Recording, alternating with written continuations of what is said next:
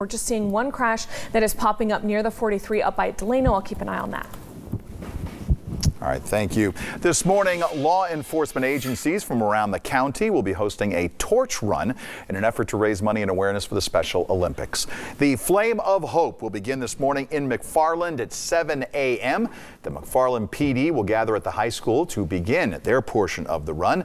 They will hand off to a Special Olympic representative who will drive the torch to Bakersfield, where it will continue. Now, here is a map of the route that the Bakersfield PD will be running this morning. They will get the torch at about 8:30 near 16th and A streets.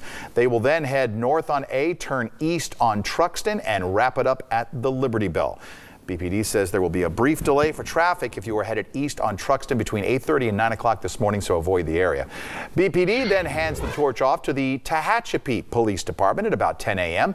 Now, it's the first time the Tehachapi PD is taking part in the torch run. They will get it at their headquarters, then run through the downtown area of Tehachapi, ending up where they started at 220 West C Street. The torch then heads to California City, and they will go for a run before it makes its way around the rest of the state. Law enforcement officials say it's a great event that allows police and the community to come together and show support for Special Olympic athletes.